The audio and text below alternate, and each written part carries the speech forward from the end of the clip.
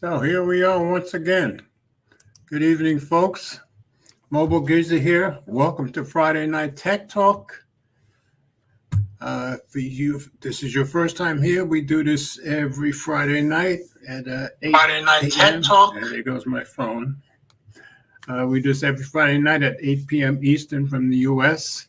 And of course, we have people watching from different parts of the world. We got Renz in here from the Philippines. And let's see, Eleanor was first, as she usually is. She says hi. And Renz is here. Renz, I don't know if you're still home or on your way to work or if you're at work already, but glad you're here either way, brother. So got a few interesting stories tonight. I don't know who's going to come in tonight. I haven't spoken to Mike or Will or Ted. So if we get lucky, one or more of them will come in and we'll continue on from there. But like always, I will show you my website where you can follow along in the show notes. So first, let me get my stuff out of the way here. Okay. All right, I'm going to share screen. So that's my website. If you go there, you can click on the first story at the top for today's date. You can follow along with tonight's show notes, and that's at mobilegeezer.wordpress.com. Click on that first story. So tonight we're going to be talking about, of course, the big news of the week, the Pixel 6a and the Buds Pro. And there seems to be a anti-car movement. I started to say spreading throughout the U.S., but no, it's kind of spreading throughout the world. But we'll get into that. It's kind of a long article, and it's pretty interesting stuff. And then we're going to talk about smartphone sales slowing. No surprise there, considering how the economies are around the world. Then we'll move on to Samsung is saying foldables are starting to become more of a regular thing for regular consumers. We'll talk about that. Chip shortage, that's not going to stop anytime soon. And then I'm going to end up with the government is still tracking us in the U.S. No surprise there. So let's go stop screen here. Let's go back to the comments. For a second. Okay, nobody else made any comments yet. Put my branding back as I always do. Okay. So I'm going to go to the first story, and you can follow along if you want. And I'll try to watch out to see if Mike or Will or Ted comes in. I'll certainly let you know if they do. So I hope everybody's had a good week. Oh, by the way, T-Mobile Tuesdays, which of course I take part in every week. This week there actually was a freebie there. So I got my lemonade in here. But every once in a while they actually give you something for free. I just walked into the store and got this. And strangely enough, I expected it to feel like really cheap plastic, but no, it feels like it's plastic, but it doesn't feel like the real cheap stuff, man. It's pretty good. So as a T-Mobile customer, I love that. Ren says, cool, Georgia. Well, of course it's cool. I have a piece of ice in it. You know me. I couldn't resist that. Okay. Renz wants a drop test. That's not happening. I love my Minute Maid lemonade way too much. Okay. All right, I'm going to share screen. And we'll pull up our first story, which of course is the Pixel. So of course, the whole world wrote about it. There's all kinds of reviews out there on it already. I am not picking up the Pixel because I do have the Pixel 6 Pro. And why would I pick up the Pixel 6a? But of course, some of the guys do just because they have to pick up the hot phones. I'm not doing that because, as you can probably guess, tech season big time is coming up next month. It'll be Samsung. Following month, it'll be Apple. Following month, it'll be Google. And I'll probably be getting at least something from all three. So I'm going to click on the story. I pulled this one from The Verge. And I did pre-order the Buds Pro because I have all the buds I have in these Samsung Galaxy Buds 2 are my favorite at the moment. I use them almost every day. But I've never actually used a pair of Pixel Buds, so I was kind of excited for this. So as soon as it rolled around yesterday, I went and pre-ordered mine. And because I belong to the Pixel Lovers group, which you have to be invited to get in, I got $20 off, which was great because here you can get $15 off for using the Verge's code, but I got 20 off, so that made me feel pretty good. So I think it said I'll be getting them August 3rd, which is not bad. So here's where you can pre-order Google's Pixel 6a and Pixel Buds Pro. Verge readers can save $15 on the Pixel Buds Pro, and that's down the bottom. That's by Cameron Faulkner and Sheena Vasani. So let's go into Reader View, get rid of some of these ads. And they did an update yesterday at 4:13 p.m. Added trade-in value info for all the Google Pixel phones that the Google Store will offer at the time of purchase. Let's see what's Ren saying. If I only knew that my Pixel 4a would go for $300 for trade into the 6a, I should have gave this to my aunt when they came back to the States. I did see the list yesterday. I think it was the Pixel 4a was on the list. The strange thing is, whenever you look at people taking trade-in on the Pixel phones, the 5a is never there. I don't know why, and I still have that. Maybe because it has the big overheating issue with. But the Pixel 4a was there, and the 2 and the 3 and 3a. So you should be good to go if you want to trade that into Google. I'm not sure how much they're giving for it, but I know it's on the list. So Google's more affordable and palm-friendly spin on the Pixel 6, the $449 Pixel 6a is now available to pre-order, as are the new Pixel Buds Pro.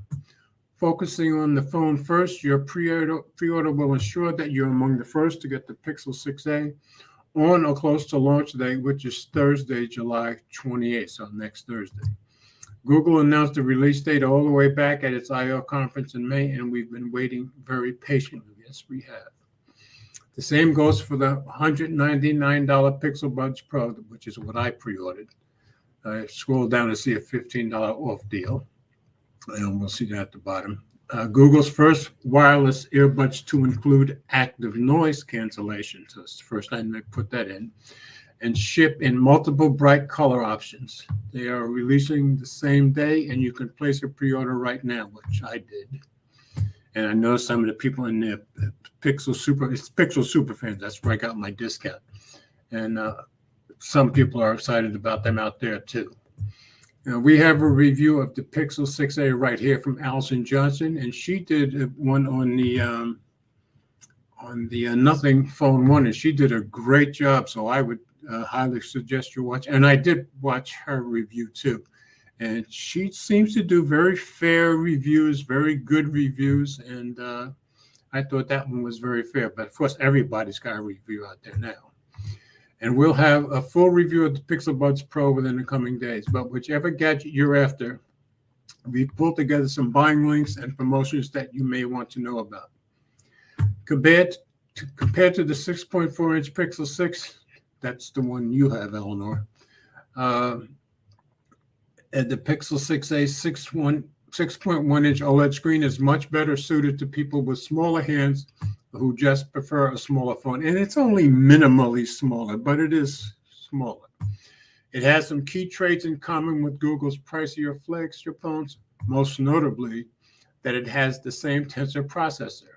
Also, its general design, which blends the Pixel 6 and the upcoming Pixel 7 and Android software experience, are familiar. And this is the first time that Google has done an A phone with the same processor as in the main phone. So that's a step in the right direction.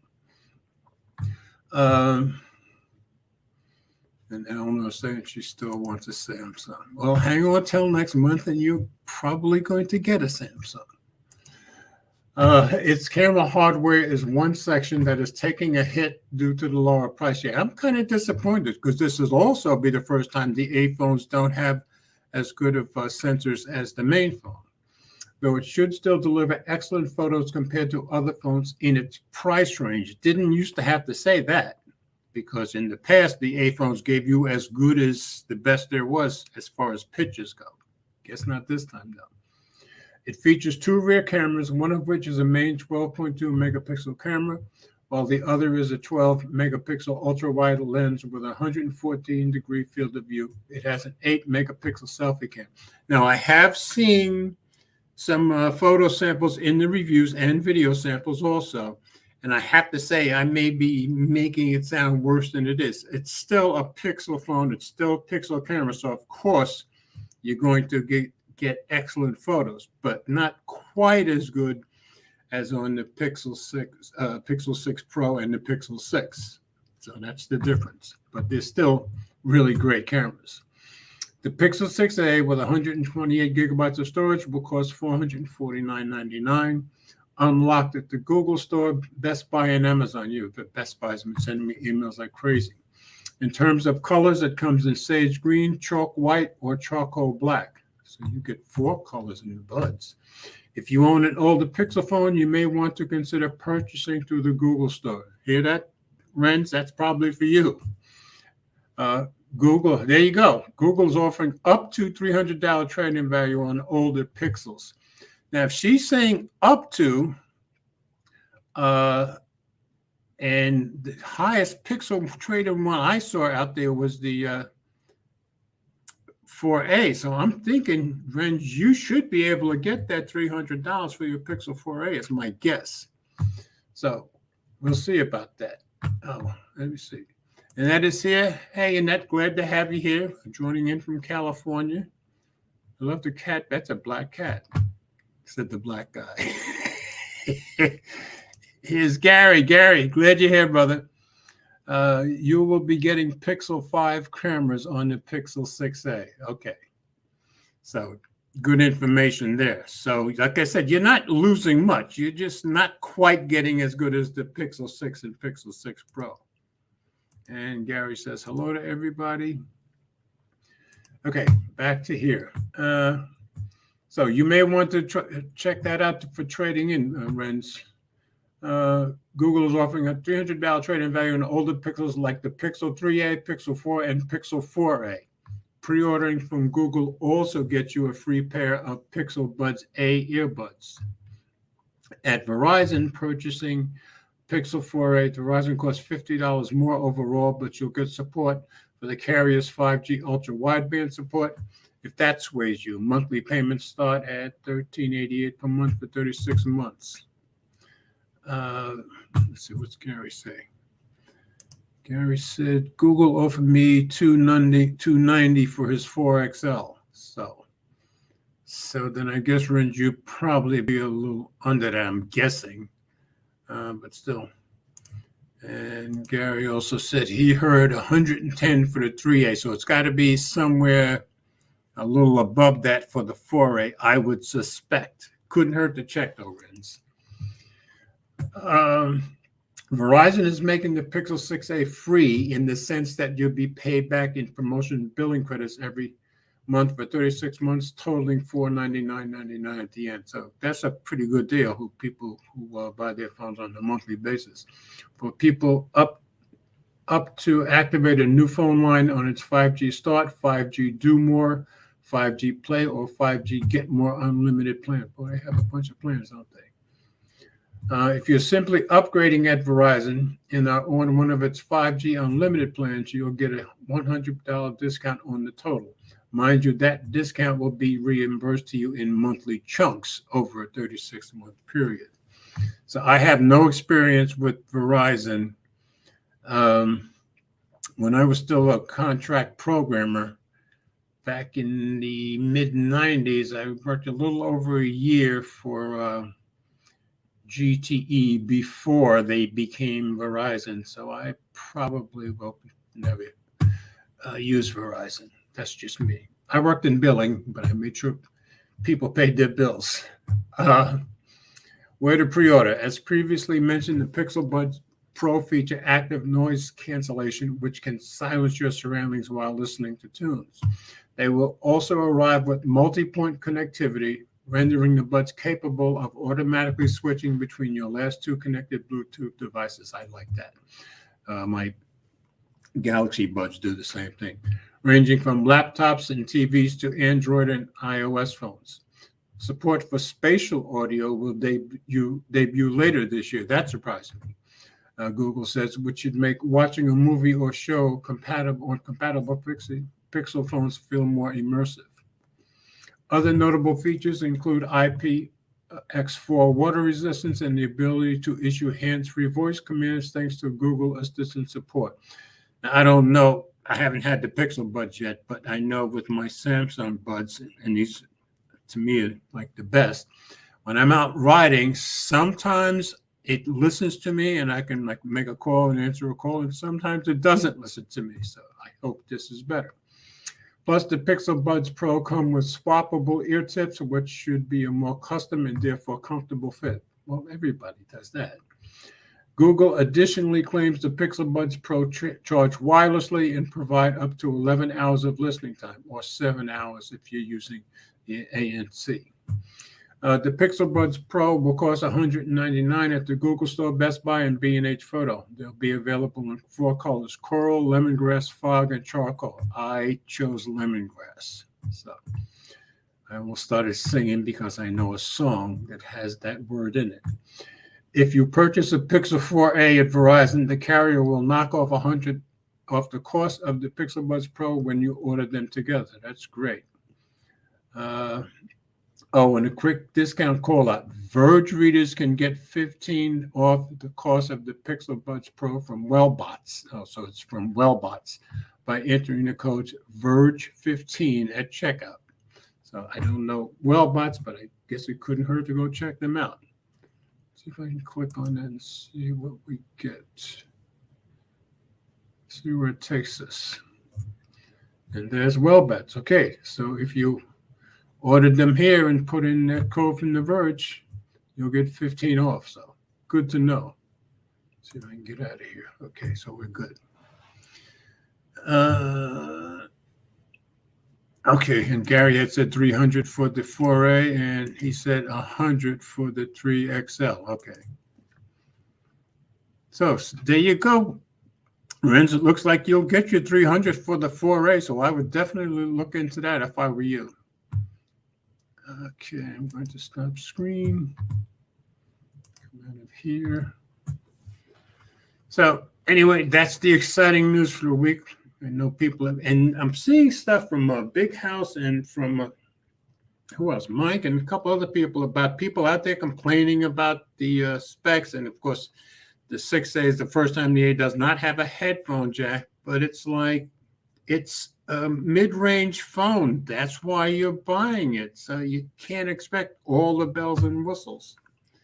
But people are people, so that's the way it is.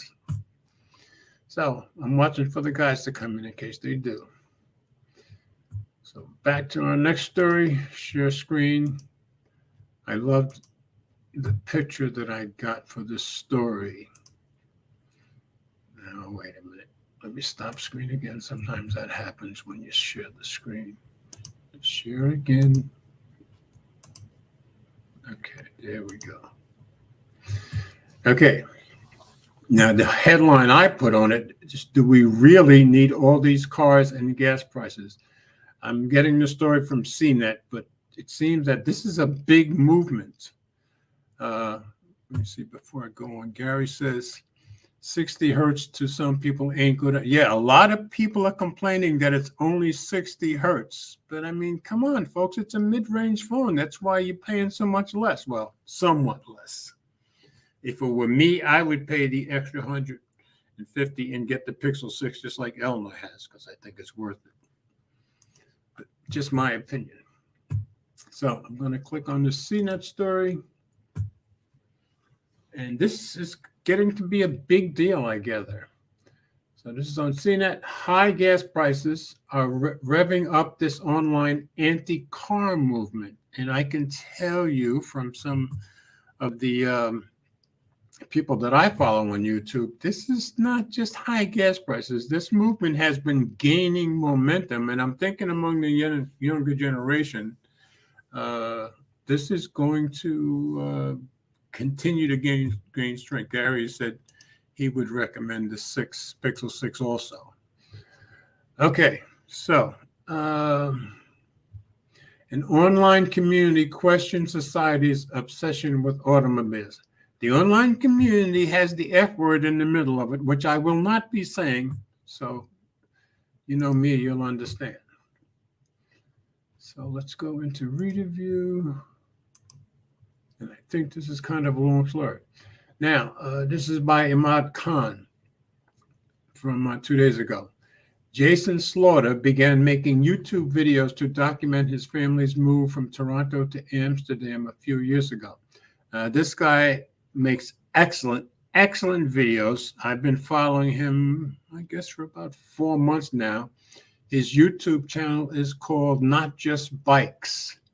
And he specifically, one of the reasons that he specifically moved to Europe, to Amsterdam, is that he is sick to death of this whole car-centric stuff in both Canada and the United States. And I would highly recommend watching his channel. He makes good arguments. He makes excellent videos. And matter of fact, she mentioned something. He mentioned something in here that I saw that video, so I know what he's talking about. So that's how the 45-year-old IT professional, so he's a programmer like me, became an inadvertent hero of the growing anti-car movement online. Yeah, his channel has blown up big time because the guy excellent and makes great arguments. Posting to his orange-themed channel, Slaughter focused on the differences between transportation in North America and the Netherlands, and it's specifically North America because Canada and U.S. exactly the same when it comes to this stuff, which he chose for its car-free lifestyle. One video details a short but treacherous walk in Houston that required pedestrians to inch over a bridge with little separating them from and speeding traffic. And I watched that video. That was kind of, he was working, I think, as a contractor for a few months programming, and that his walk to work was scary because he was like really close to fast moving traffic. So, and he was making a point of how stupid it is to build things the way they do, which they do much safer in Europe. The 17-minute video, which was uploaded about a year ago, struck a nerve with RF Cars, a vehemently anti-automobile Reddit community advocating for urban design that's less reliant on driving. And based on what I've seen on his channel and a couple of others, I would kind of agree with him. And you know how I all love driving, but they make good points. Members quickly appropriated Slaughter's aesthetic, rewarding new converts with an orange pill badge after they've experienced an anti-automobile epiphany. Orange pilling is a reference to the Matrix movies in which the hero sees the truth about the red of taking a red pill, which I think everybody knows. It's been kind of a wild ride ever since, said Slaughter, whose video now has 4.3 million views. The subreddit, he says, has treated him as a messiah. The guy does excellent work and he makes excellent points. And he refers you to other people's channels that'll back up some of the research he gives you. The popularity of Slaughter's videos on RF Cars comes as more Americans and Canadians question the way the continent is organized. And I think that's true, especially as you get into younger folks in both Canada and here. A surge in the price of gasoline as well as automobiles has prompted many people to re-examine car-dependent suburban and ex-urban lifestyles. A young generation more interested in clean energy is also rejecting car ownership, favoring densely populated cities with ample public transportation. Let me make a point there because they seem to assume that if you're going to have walking friendly areas in cities and towns and less cars, that it has to be in densely populated cities. That's not true. Mike lives in a nice small town in New Jersey, and it's very walkable, and so you don't have to be in a big city. And where he lives is absolutely beautiful. He's got 2 blocks to walk in. He's got all the stores right down the street. So it doesn't always have to be densely populated cities. The anxiety over cars is spilling out online. In addition to RF Cars, whose membership has more than quadrupled to 283,000 members since gas prices started to spike, so sure that would push it up. At the beginning of the year, the War on Cars podcast, bike forums, and the Cars Suck hashtag on Twitter have all given voice to the frustrations over automobiles. They have helped create a vocabulary for the confinement and separation associated with North America's car-dependent culture. Online discussions also tie car dependency to economic inequality. Here's where I'm not so sure. An increasingly important topic for younger people. One study conducted by the Center for Sustainable Urban Neighborhoods at the University of Louisville found modest increases to public transportation gave more opportunities to economic mobility. Well, that does make sense. Adrian Pietrzak,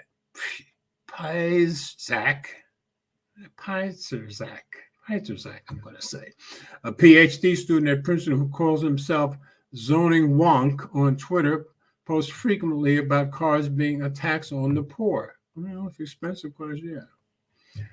A huge concern, and that actually also ties into online communities, is the nature of community itself, said Jeffrey Debus Carl, an associate professor of sociology at the University of New Haven, who has watched the phenomenon grow. Communities like RF Cars mourn the loss of an America many of the members are too young to have experience. I'm not, but I'm really old.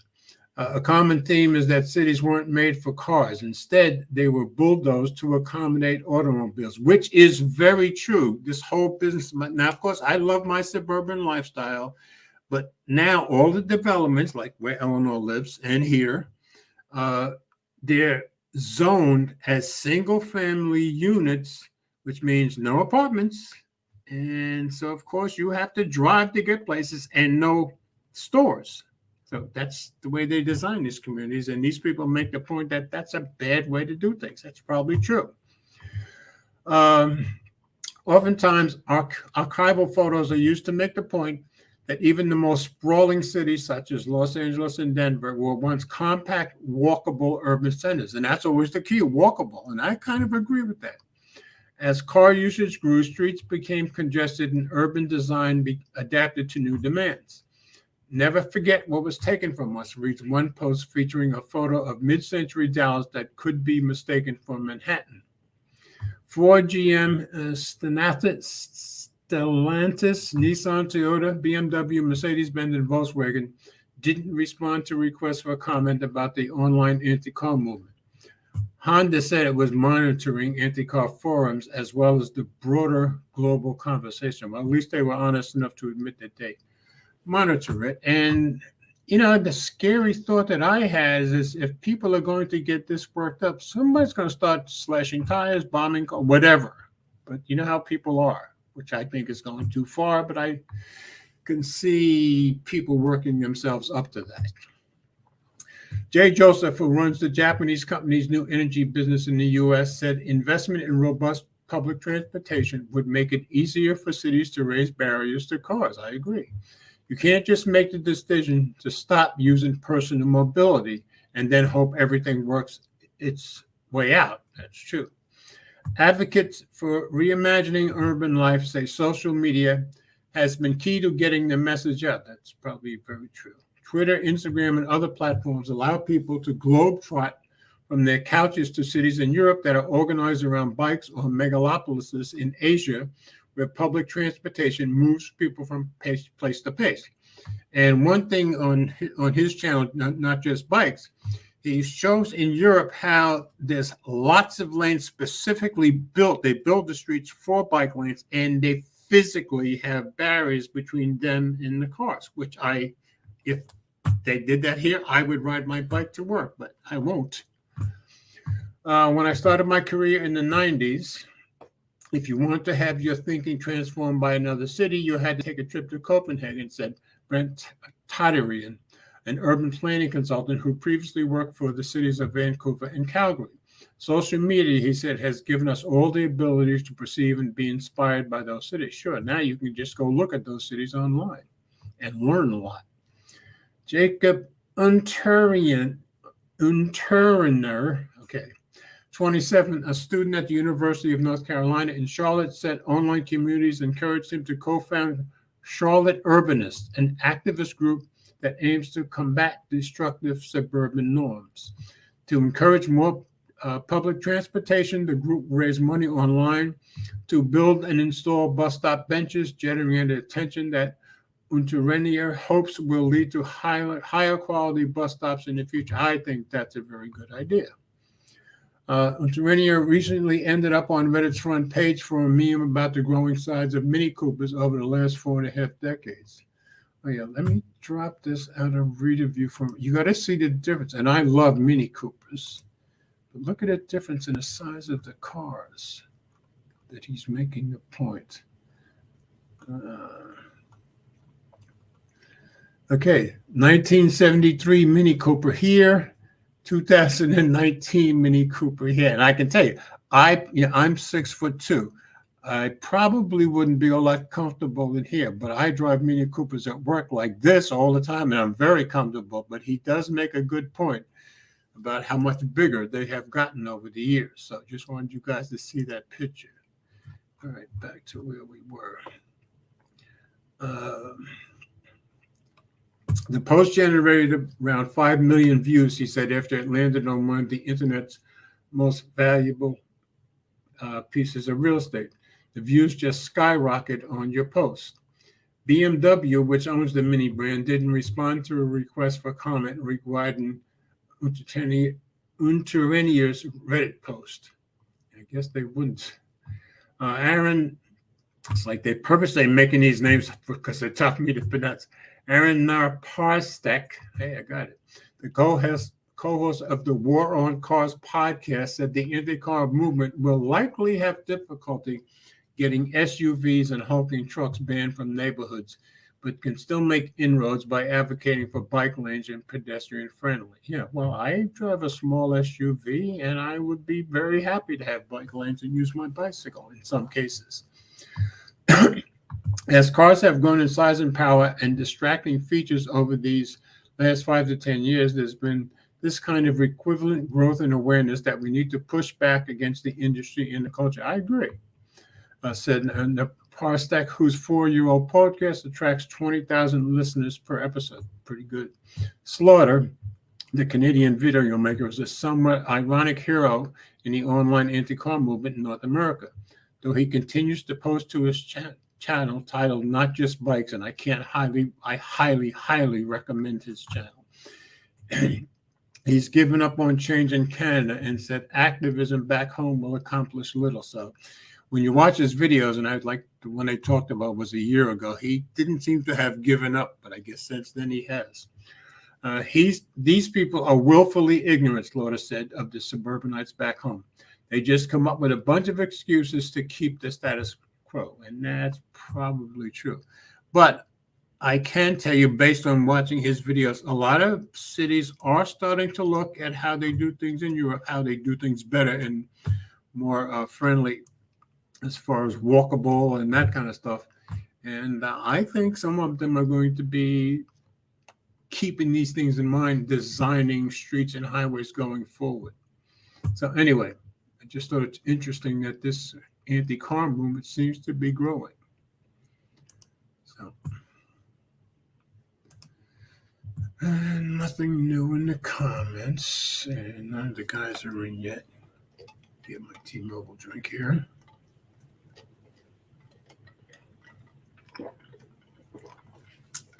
And with the T-Mobile Tuesdays, every week you can get something off at different eating places and all kind, even trips.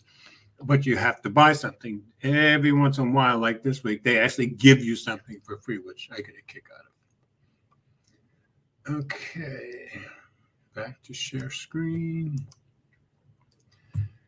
And Mike had initially pointed, it wasn't this particular story, but he had initially pointed to the fact that smartphone sales are, there goes flashing again. Stop it again. Share once more. Okay. Smartphone sales are starting to slow. So I got this on, and all the stories who wrote about this week, they're all quoting Canalys. And Canalys, this is what they do. They specialize in getting these numbers. This is their whole business. Matter of fact, the guy who runs it had a podcast that I listened to every week for about 2 years, and I learned a lot from listening to him. But he stopped it, I guess, about 8 or 9 months ago now. So anyway, so I just said I'll just go to them and get the story from them. So Canalys, global smartphone shipments fall 11% due to adverse headwinds. And they got the statistic on Shanghai, Bengaluru, it's in India, Singapore, Reading in the UK, and Portland in the US.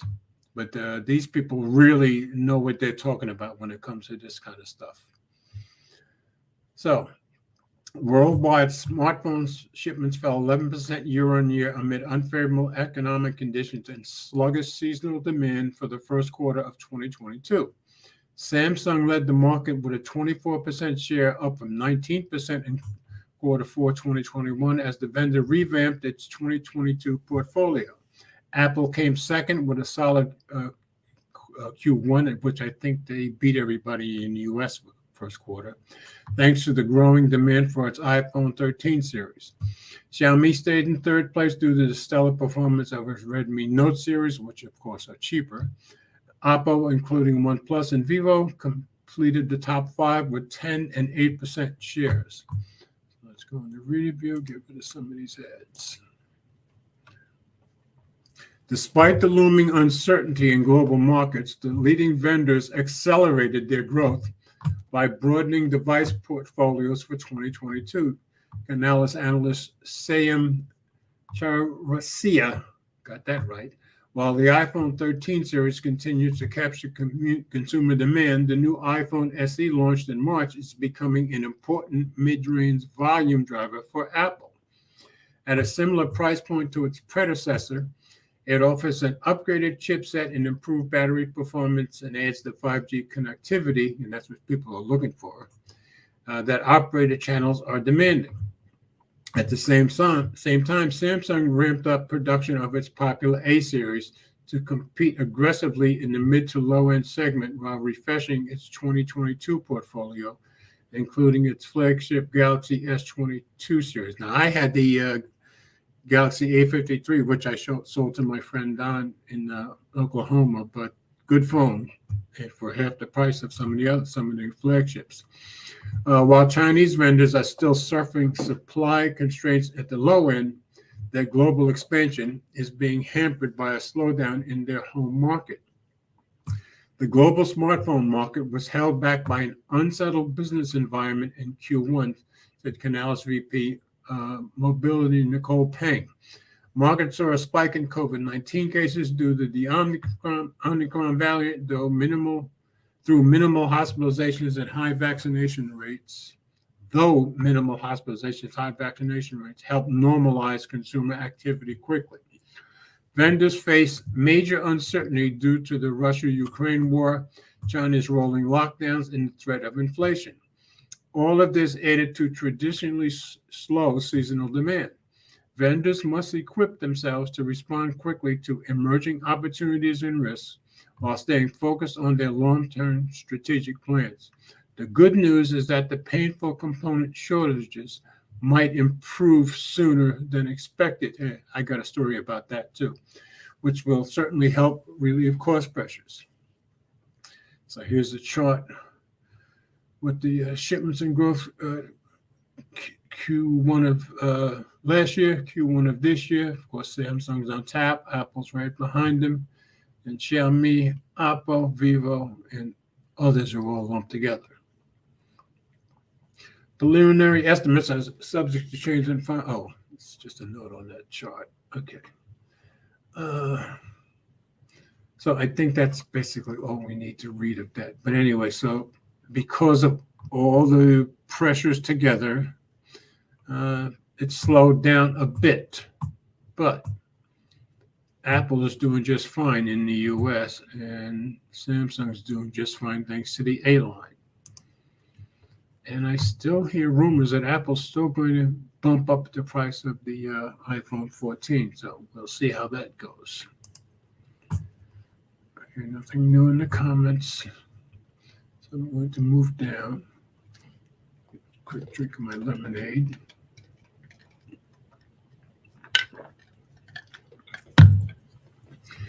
Okay. Here's the other side of kind of that last story. Samsung and other analysts say foldables gaining ground with the public. Again, this one is from The Verge. Samsung says folding phone shipments reached nearly 10 million last year. Now, there's some question about whose numbers are right, but either way, obviously the market's growing for foldables. What was once a novelty 3 years ago is not a preferred choice for millions. Well, I guess that's true. By Jay Peters. Let's go into review. Samsung is gearing up the hype machine for the release of its next foldables once again and ahead of the next Unpacked event on August 10th. And of course, me, like everybody else, I'm all charged up for that. Mobile President T.M. Rowe has published another blog post making the case that the time for foldables is now and that more people are picking up foldable phones. 3 years ago, Galaxy foldables could be summed up in a single word, radical, Rowe wrote. Very quickly, however, it became clear that this groundbreaking flexible design fit perfectly into modern lifestyles. And that's true. Most days when I go to work, which is 3 days a week, I will usually put my SIM back in my Flip because it's so much easier for me to fold it and put it in my pocket.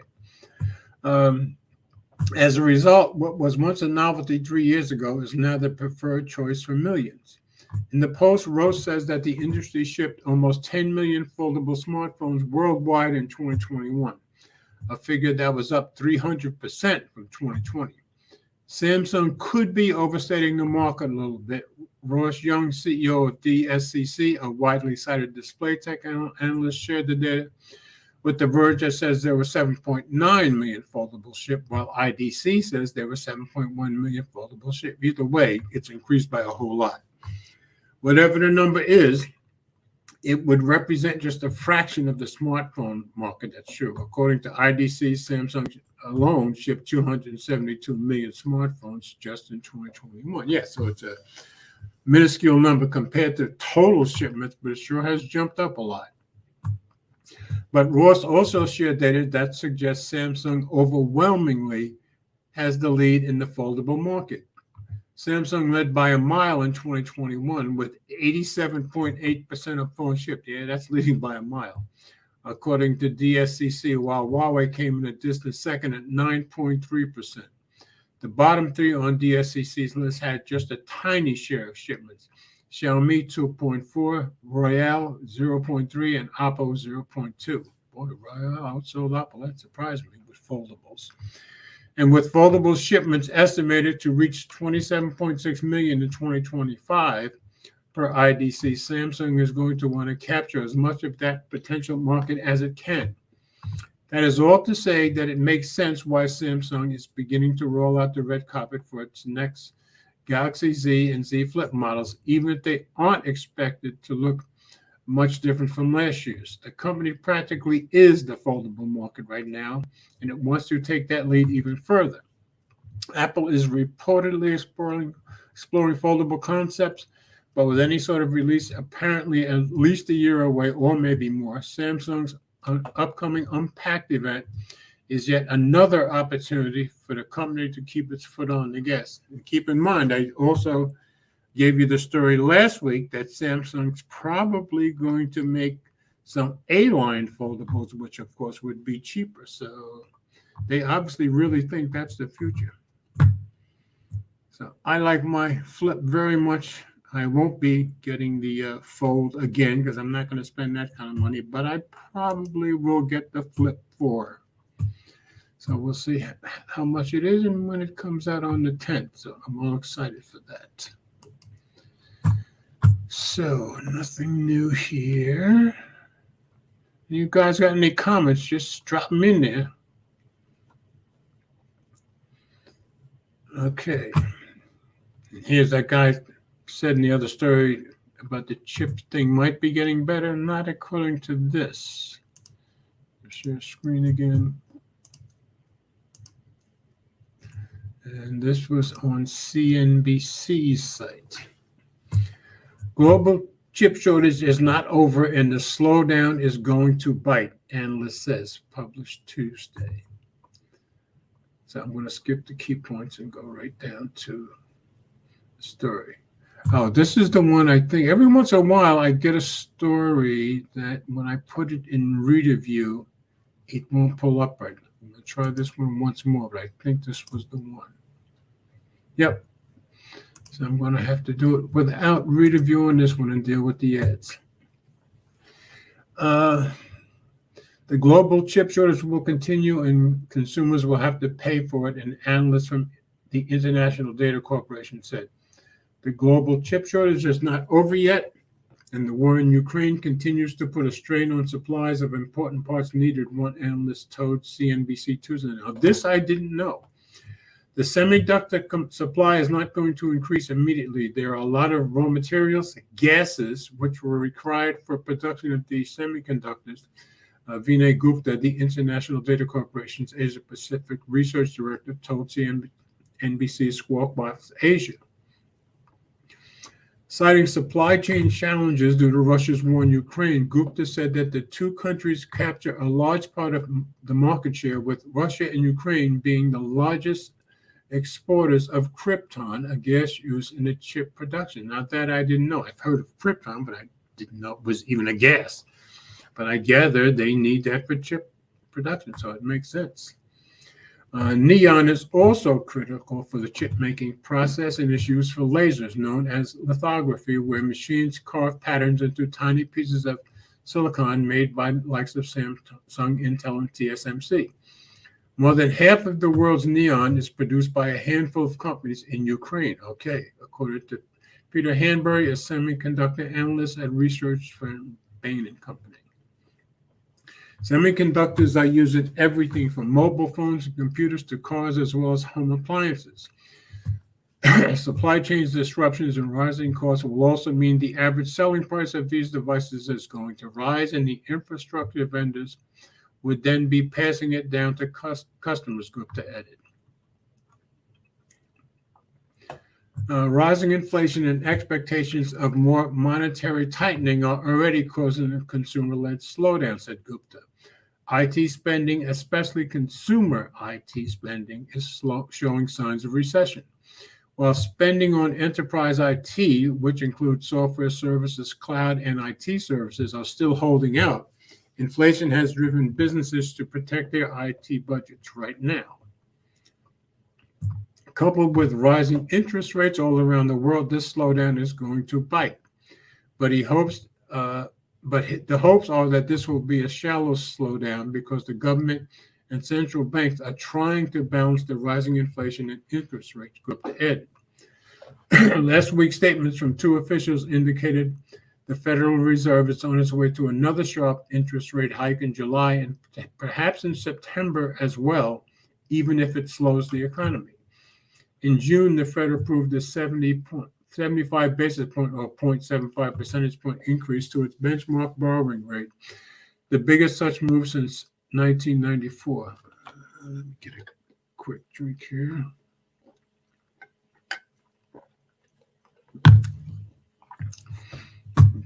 And Renz is back, I guess. Renz is at work. I'm glad you made it. Okay. Less spending in Asia and slow hiring.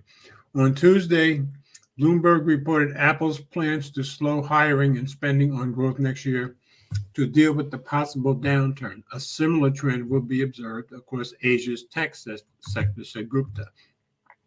I believe that would be a trend which we will start seeing in late 2022 or early 2023 if the situation does not improve. If we talk about the IT services in Asia, most of them are feeling margin pressures because of increasing salary costs and skill gaps in the market. In India, for example, the margins for the tech giants are a bit lower despite more hiring in the first quarter, Gupta added, but this may not last long. A lot of enterprises were shifting towards new digital technologies because of the pandemic, enabling their employees working from home. So there were a lot of new digital transformation projects.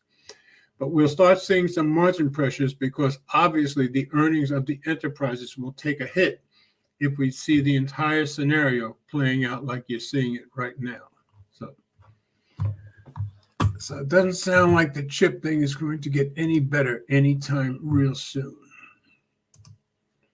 So I've got one more story. This is, of course, more U.S. centric because it's our government spying on us. Nothing new there.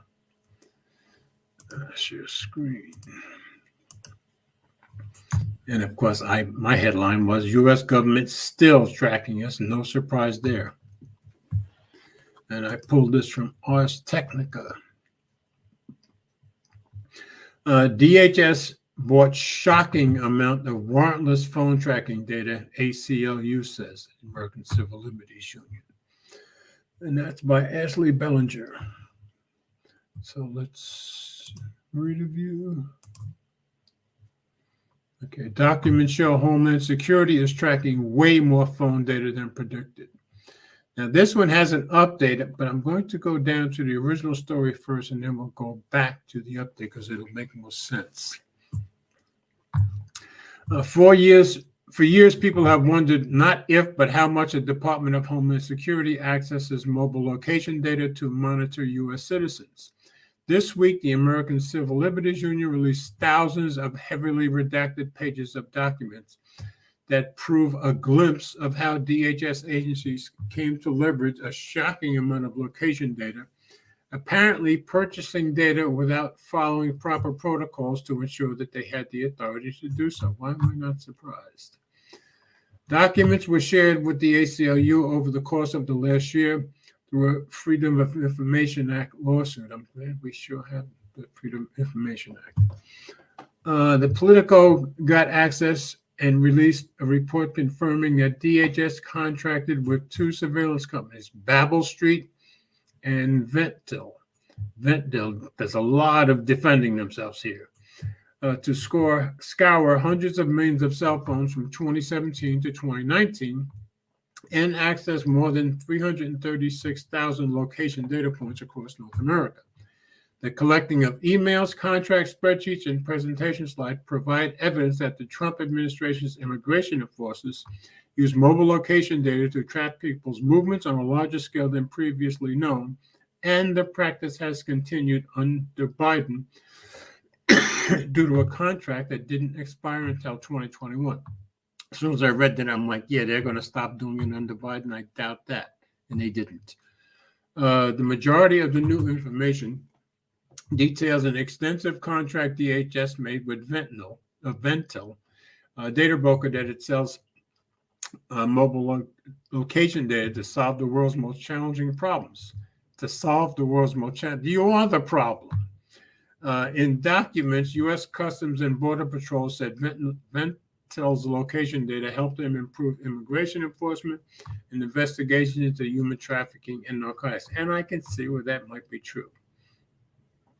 It's still unclear whether the practice was legal, but a DHS privacy officer was worried enough about privacy and legal concerns that DHS was ordered to stop all projects involving Ventel data in June 2019. It seems that the privacy and legal terms, however, came to an agreement on use terms because the location data buying practice has since resumed, with Immigration and Customs Enforcement signing a new Ventel contract last winter that goes through June 2023. Now, here's where the argument starts from the company. The ACLU still describes the practice as shadowy, saying that DHS agencies still owe them more documents that would further show how they're sidestepping the Fourth Amendment Fourth Amendment right against unreasonable government searches and seizures by buying access to and using huge volumes of people's cell phone location information quietly extracted from smartphone apps. Nice. Of particular concern, the ACLU has noted that an email from DHS's Senior Director of Privacy Compliance confirmed that DHS appeared to have purchased access to Ventel even though a required privacy threshold assessment was never approved. Gee, what a surprise. DHS did not comment on a political story, and neither DHS agencies mentioned nor did the ACLU immediately respond to ours request for comment. The ACLU said that no laws currently prevent data sales to the government, but that could change soon, I hope. The ACLU endorses a bill called the Fourth Amendment is Not for Sale Act. Yeah, I remember hearing about that. That's in Congress, which is designed to do I guess they meant just that. Even if that bill is passed, though, the new law would still provide some exceptions that would allow government agencies to continue tracking multiple locations. And I can see where you'd need exceptions. The ACLU did not immediately respond to comment on any concerns about those exceptions. Now we'll go to the update part. Ventel is a subsidiary of Gravy Analytics, which provided comments from its chief privacy officer and vice president of legal, Jason Sarfati. In a blog post, Sarfati responded to Politico's reporting by requesting corrections of material inaccuracies about Ventel's data and business practice. Sarfati makes two claims that contradicted Politico's reporting. First, he says that Ventel did not sign a new contract last winter that extends through June 2023. This is objectively false. Now, watch this. Ventel does not have any active contracts with DHS. Rather, the June 2023 date on that contract was a potential end date that marks the end of this contract's potential period of performance, or when the recipient will finish its work if all remaining contract extension options are exercised. And I can tell you for a fact that if you're a contractor, especially doing tech work like I did, and you're on a contract that ends like mine did, every 3 months, if they're happy with you, they will just keep extending that as long as they can. And I had twice, my contracts ran out every 3 months, and 2 different times in 2 different departments at AT&T.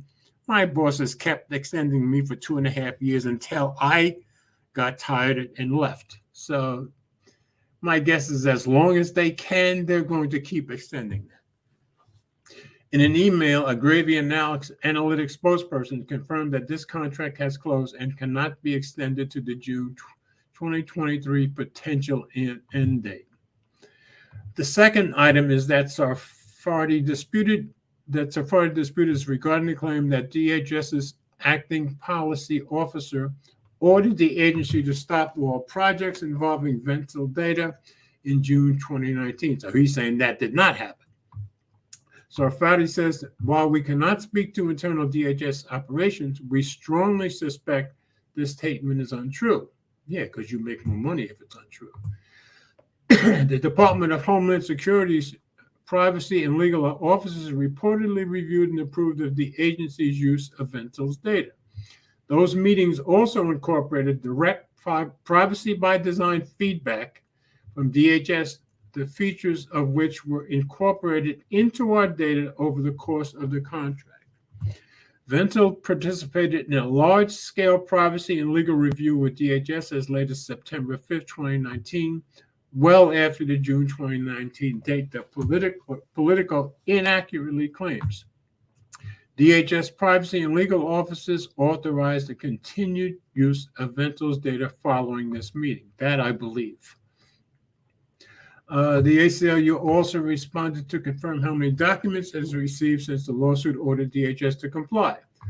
Nathan Freed Wessler, a deputy director of the ACLU's Speech Privacy and Technology Project, says that DHS is still producing documents, including monthly productions from ICE, expected to be delivered in full at the end of the year. Yeah, they will always drag their feet on Freedom Information Act requests. The U.S. Coast Guard has finished producing documents, as has CBP, but the ACLU is currently challenging redactions on CPB's documents. Good for them. While the Secret Service has produced some documents, Wessler says that they are still negotiating the scope of the ACLU's request, so more documents are likely forthcoming. Yeah, I hope the ACLU keeps the pressure on it. So anyway, I'm going to end it there, but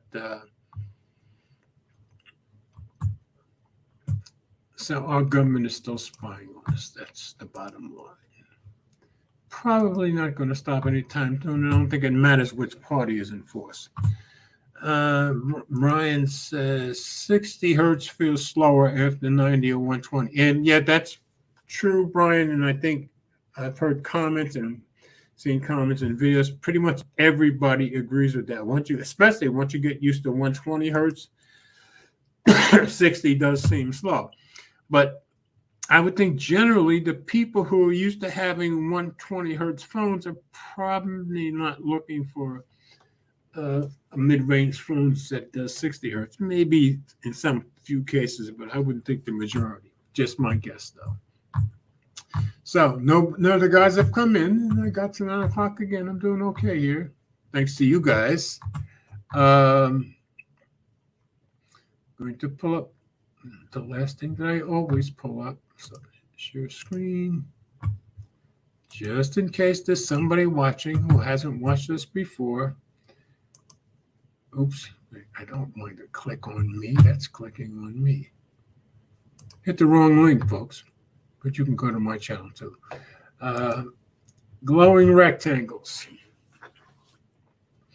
So for anybody who's new here, hasn't heard about it before, we have a Reddit subreddit on reddit.com called reddit.com/r/glowing rectangles. And if you go there, let me get my stuff out of the way so you can actually see it. Okay, it's up here. So reddit.com/r/glowing rectangles. This was started by some gadget guy, Juan Bagnell,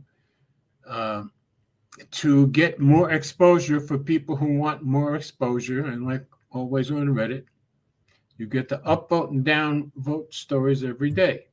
So if you go here, click on top, it'll show you what got the votes today. Like this story got 5 upvotes today. Motorola Edge 30. I have the Motorola Edge Plus right here, which I dearly love, by the way. So that was the number 1 upvoted story today. Second one was always an ad. Again, this with TK&One's weekly show got 5 upvotes. I haven't had a chance to watch it. They both live in LA. They start about 11 o'clock my time on Thursday, which is when I need to go to bed because I get up on Friday to go to work at 5 o'clock in the morning. But anyway, so they had the Xiaomi 12S Ultra, Oppo Reno 8 Pro, and the Google Pixel 6a. So, of course, they got 5 upvotes. Oh, let me give them an upvote, too. So if you have any video or blog post that you want to get some exposure, you can put it here anytime by yourself or somebody else, and it will get a little bit more exposure. So I show that every week just in case people want to know where they can post the videos or blog posts. So I'm going to stop screen. And that's all our stories for today. So you got new comments. Oh, I got 2 comments. The 2 most faithful guys in the world. Brian, thank you as always. And Renz, thank you very much. And I hope traffic's better getting out of there, as I know you're at work. And you guys bless me every single week, and I really appreciate it. So everybody, as Ren says, have a blessed weekend, and everybody stay safe. And I will see you next Friday night, and hopefully we'll get one or 2 of the guys in. So have a wonderful and blessed weekend.